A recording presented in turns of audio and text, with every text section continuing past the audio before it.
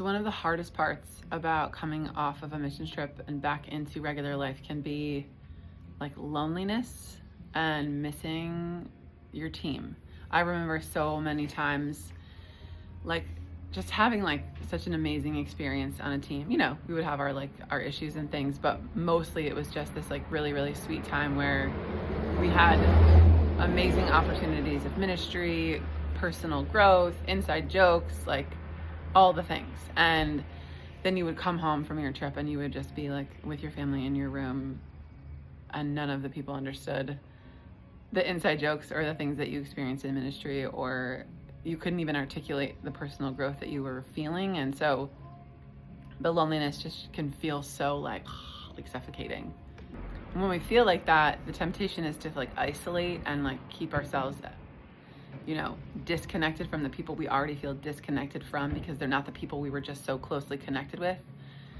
But that is a lie, because it will keep you feeling lonely and make you miss the truth.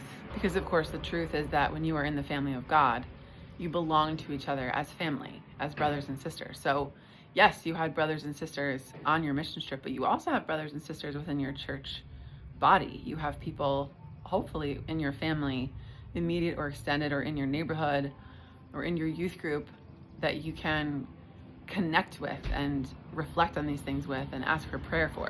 You know, you think of our example of the Knicks and how that locker room this year, they bonded like a brotherhood, and they knew they belonged to each other, that their name was on the back of their jersey, but the Knicks was on the front. And they were playing for the Knicks, and they were playing together and for each other so that they could create championship habits to win the championship. And that can be our story. Could have been our story on our trip. I hope that was the case. And it can be our story, although lived out a little bit differently in our regular life, in our church life. We have to seek people out instead of hiding or isolating. We have to say, hey, I need friends, or hey, I need to talk, or hey, this is hard, or this is what was so victorious, and can I tell you about it? It takes courage to do it, but you've already been living courage. And obviously, our reentry journal is going to help us with this.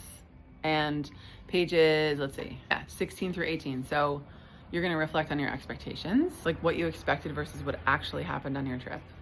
And then you're going to reflect on the people that you met and what you learned from them and the lessons that you can integrate into your own life. And then you have the opportunity to creatively reflect on the place that you ministered. And this can be a really cool exercise. It can be a painting, a drawing, a written word, a journal entry. It can be so many things, but it's like, how would you try to creatively depict the location that you were on and the things that you hold dear about it? And as you reflect, you can remember that you are not alone, that you belong to the family of God, and that the family of God belongs to you. So something to think about as you are in this particular week of your return is to ask yourself, like, who are the people who are continuing to help me grow in my relationship with Christ? Maybe it's your friends from your trip, maybe it's friends from home, maybe it's your youth pastor, your youth leader, maybe it's your family members, maybe it's even this reentry journal. Like, who are the actual physical people that you can call upon to continue to grow deeper?